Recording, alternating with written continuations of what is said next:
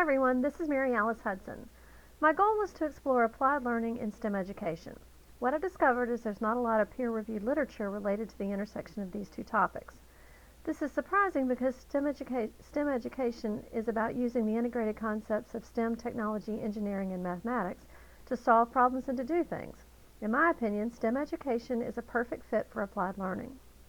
In terms of preparing STEM educators, I guess it's not surprising, because while there are STEM educators, most of us came to STEM from one of the STEM disciplines rather than through a university STEM teacher preparation program.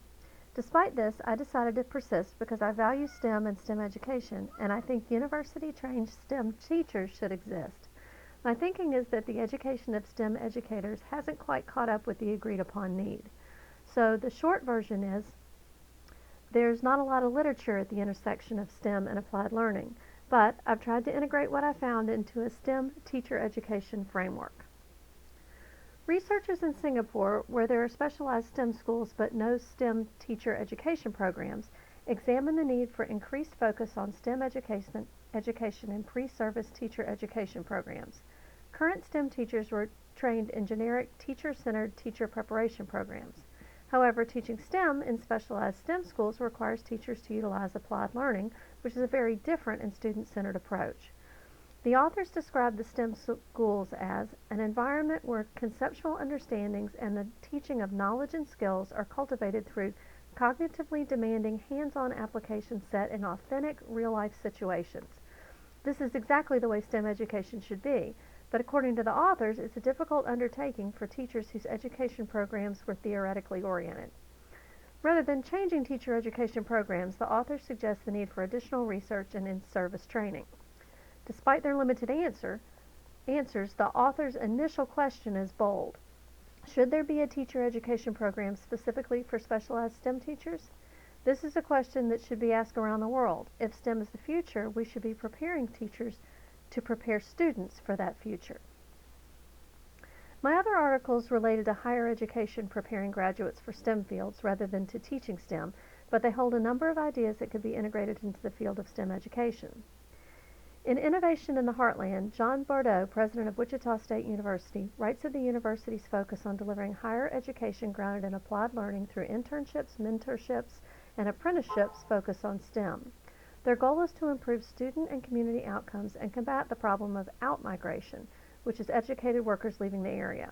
According to Bordeaux, it's not enough to produce more highly capable STEM graduates. The university also needs to take a role in strengthening local companies so that graduates can be locally employed.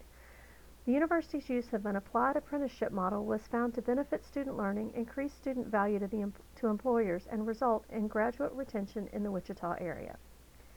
The impact of international STEM service learning on long-term retention in STEM fields was examined by Daniel and Mishra. The experiences of undergraduate and graduate students enrolled in a STEM-based service learning course were compared to the experiences of students enrolled in the same course without the service learning component. Critical reflection in the form of journaling was used to guide student thinking related to their service learning and learning goals. Findings showed students that took part in service learning were more excited about their subject matter and explored content beyond the scope of the class. Unlike the control group, service learning students expressed appreciation for the real-world experiences and the opportunity to contribute to solving real-world problems while learning course content. And 2 years later, they were found to have chosen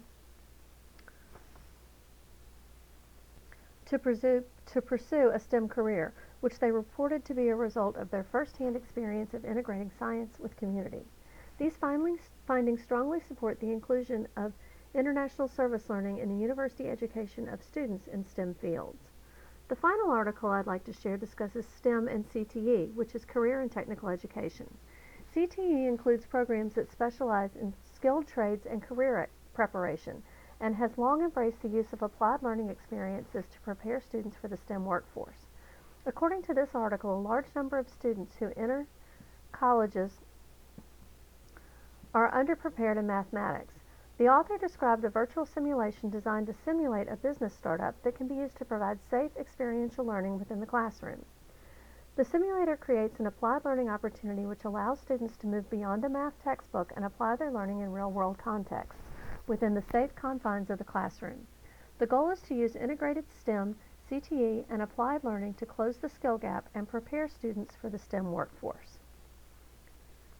STEM teacher education programs will benefit from similar applied learning experiences, which allow pre-service teachers to participate in reflective service learning STEM experiences, explore and utilize STEM in a safe experiential learning setting, as well as work in STEM classrooms and experience integrated STEM teaching and learning in action. So as I said, my readings were all over the place, but as you can see, STEM and applied learning are perfect for each other. The literature makes me think there is a need for researchers to further explore the intersection of STEM, applied learning, and teacher education programs. Thank you for your time and attention.